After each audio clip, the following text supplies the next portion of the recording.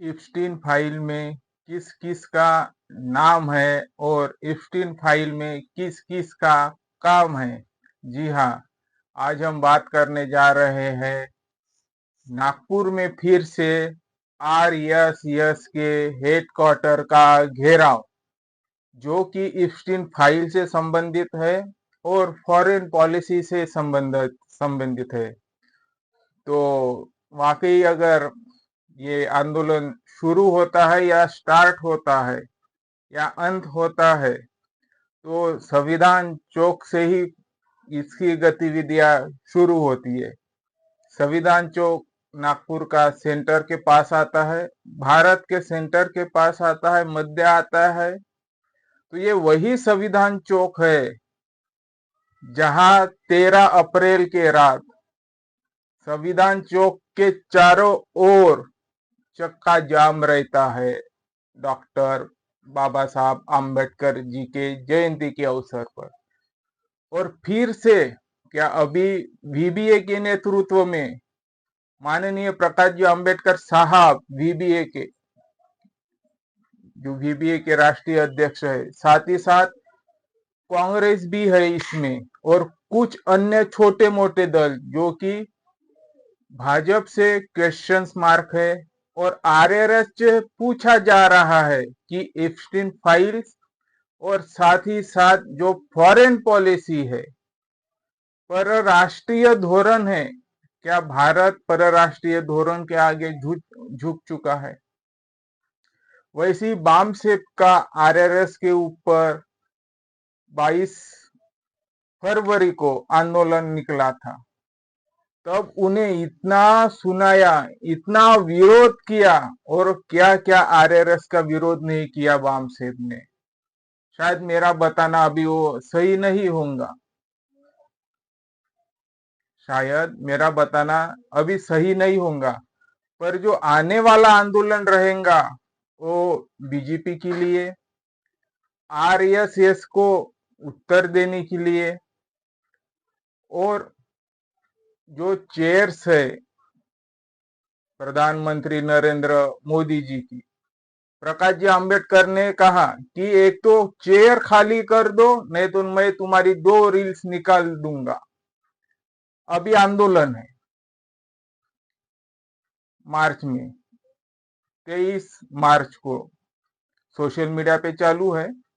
आप वीबीए का इंस्टाग्राम और अन्य उनका जो सोशल मीडिया है, आप उनको देख सकते। पर ये 23 मार्च का जो आंदोलन रहता है, तो ये बहुत बड़े भयंकर पैमाने पे जा सकता है।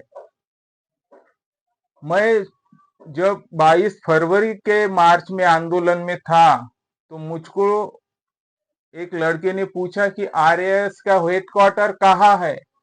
तो मैंने बताया कि ये इधर है, यहाँ से 2-3 किलोमीटर दूर। लोगों ने मुझको बोला कि मोहन भागवत भाग चुका है, आरएसएस के हेडक्वार्टर पे है ही नहीं हो।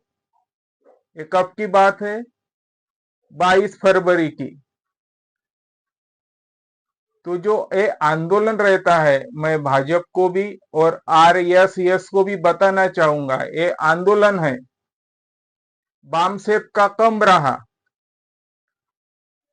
और बामसेप का कम रहा तो शायद ये आंदोलन ज्यादा हो सकता है। और आंदोलन ज्यादा रहा तो मैं इतना बड़ा, फिर से मैं कहना चाहूंगा, इतना मतलब बुद्धिमान नहीं हूं कि बीजेपी को आरएस को गाइडलाइंस कर दूं। पर कुछ सलाह के तौर पे, जैसी अभी जनगणना भी है, बंगाल में भी क्राइसिस चल रही है, महाराष्ट्र में भी आंदोलन हो रहे, दिल्ली में भी आंदोलन हो रहे, कुछ पंजाब हरियाणा भी हो रहे। तो शायद ये आंदोलन पूरा एक हो जाए तो बीजेपी और आरएसएस के लिए शायद चुनौती भरा और सर दर्द भरा रह सकता है ये आंदोलन। क्योंकि मैंने भी हमेशा कहा हूं कि छोटी मोटी या नाराजगी लेके आपस में दरारें करना ये ठीक नहीं रहता है। आदमी है, आदमी की सोच रहती है, सबको अपनी अपनी सोच पैदा करने की जो एक्सप्रेशन है वो रहता है।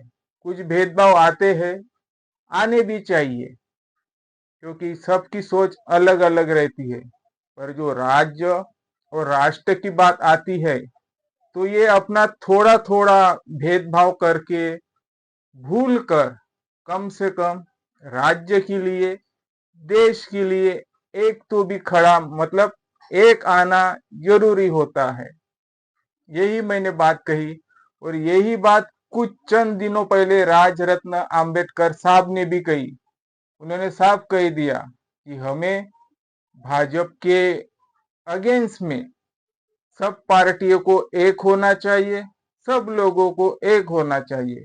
मैंने पहले बार भी बता चुका हूं, जो राज्य है, देश है, लोगों को एक बनाता है, और जो धर्म है और जो जाति है, लोगों को विभाजित करता है। और इसका ही फायदा बीजेपी आरएसएस ले रही है, जो कि सत्ता में बैठी है। यही बात राजरत्न अंबेडकर साहब ने भी कही। तो फिर से हम लोगों से अपील करना चाहते हैं, छोटी मोटी नाराजगी रहती है, होनी भी चाहिए और करनी भी चाहिए।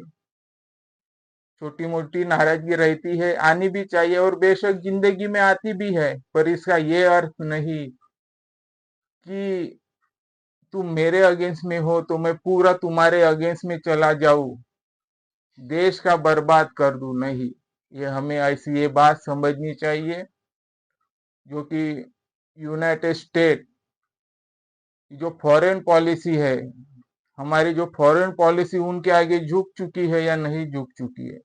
सोरेंग यानी क्या है? हमारे ऊपर कोई पाबंदी नहीं होंगी। आज यूनाइटेड स्टेट के आगे हमारी पाबंदियां सब निरस्त और परास्त हो चुकी है। तो इसलिए सबको मिलकर एक साथ खड़ा रहना है इस आंदोलन में। सिर्फ ये वीबीए का नहीं है, ये संयुक्त आंदोलन है। ये वंचित बहुजन आघाड़ी का सेपरेट नहीं है।